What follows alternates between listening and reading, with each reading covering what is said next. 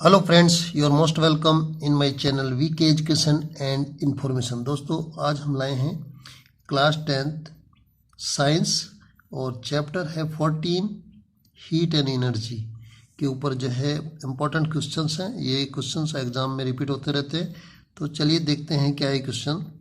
Question number 1 है, which are two energy sources that you would consider to be exhaustible, give reason for your choice. कौन से ऐसे दो energy source हैं जिनको आप एक्सहॉस्टिबल यानी जो नष्ट मतलब ख़त्म हो सकते हैं, एग्जॉस्ट हो सकते हैं, ठीक है।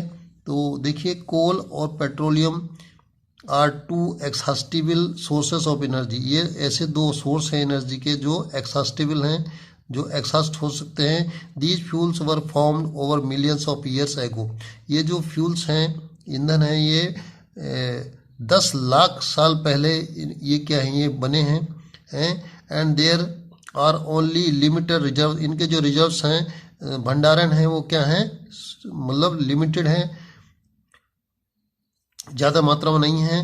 If we continue to use them, अगर हम उनका लगातार उनका इस्तेमाल करेंगे जैसे कि प्रेजेंट में कर रहे हैं, these reserves will be exhausted soon. तो ये जो इनके जो रिजर्व्स हैं, भंडारण हैं, वो जल्दी ही क्या हो जाएंगे, समाप्त हो जाएंगे। क्वेश्चन नंबर 2 है, what is good source of energy. देखिए, गुड सोर्स ऑफ एनर्जी क्या है।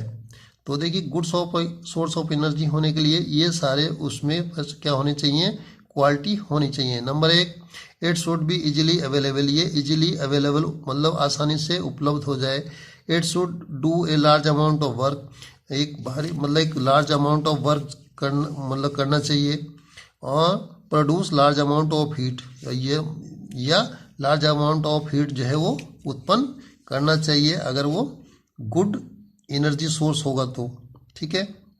It should be easily store and transport, इसको इजीली स्टोर कर सकें और इजीली स्टोरेज मतलब स्टोर कर सकें और ट्रांसपोर्ट ले जा सकें, इधर उधर ट्रांसपोर्टेशन कर सकें उसका।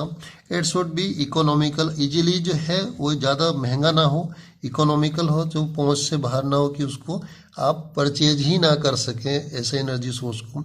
It should cost less environment pollution, और वो बहुत कम मात्रा में एनवायरमेंट को प्रदूषित कर सके, यानी ज़्यादा मात्रा में प्रदूषित ना करें, बहुत कम मात्रा में प्रदूषण हो उससे। तो ये जो सोर्स हैं, ये हैं क्या हैं, गुड सोर्स और एनर्जी के जो हैं, ये क्या होने चाहिए, ये क्वालिटी होनी चाहिए, ठीक है।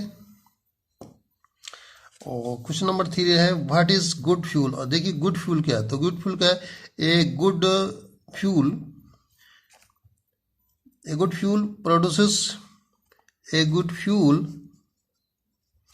produce a large amount of heat on burning and does not produce a lot of smoke, यानी भारी मात्रा में हीट को जनरेट करना चाहिए, प्रोड्यूस करना चाहिए, उत्पन्न करना चाहिए, और धुआं बिल्कुल भी उत्पन्न ना करे, ठीक है। Does not produce a lot of smoke, बहुत ज़्यादा धुआं उत्पन्न ना करे। एंड इजीली अवेलेबल, और वो जो है आसानी से उपलब्ध हो जाए, ठीक है, तो वो गुड फ्यूल होगा। देखिए, नेक्स्ट क्वेश्चन है, what are the advantage of nuclear energy. देखिए, न्यूक्लियर एनर्जी क्या एडवांटेज हैं।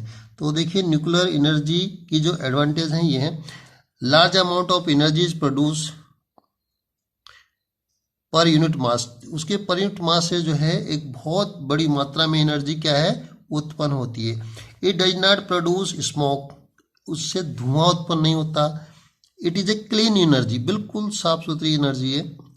Fission of one atom of uranium produce 10 million times the energy released by the burning of one atom of carbon। देखिए, जो uranium के एक atom के विखंडन से जो एनर्जी रिलीज होती है वो 10 मिलियन टाइम्स ज़्यादा है कार्बन के एक एटम के बर्न करने से।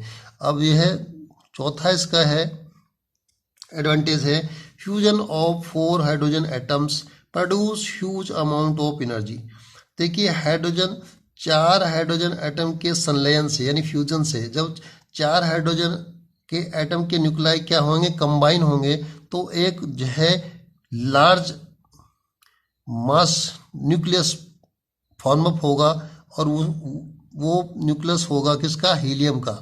ठीक है, तो उस समय क्या है, एक ह्यूज अमाउंट ऑफ एनर्जी जो है रिलीज होगी।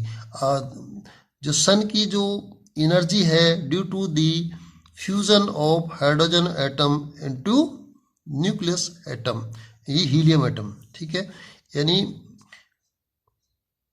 large amount of sun is due to the fusion of hydrogen atom into helium atom.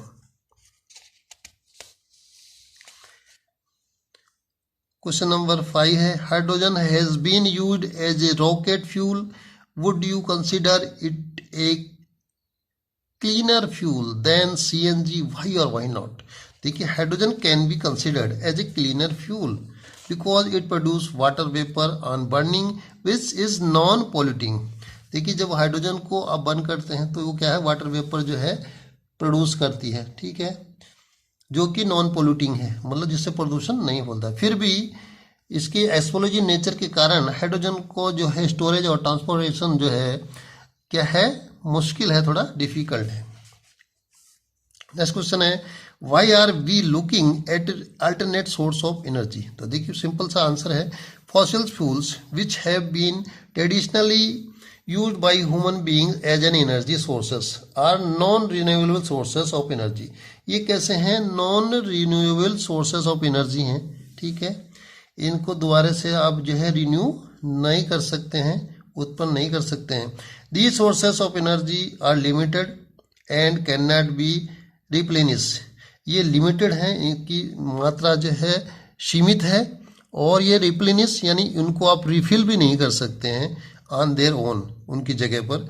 They are being consumed at large rate, ये बहुत बड़ी मतलब बहुत उच्च रेट से इनको जो है कंज्यूम कर रहे हैं डेली, और यही कंज्यूमशन अगर जो है कंटिन्यूस रहा तो ये क्या होंगे, विल एक्सहास्टेड फ्रॉम द अर्थ, अर्थ से क्या हो जाएंगे, बिल्कुल समाप्त हो जाएंगे। ठीक है, तो ये था इसका आंसर। Thank you.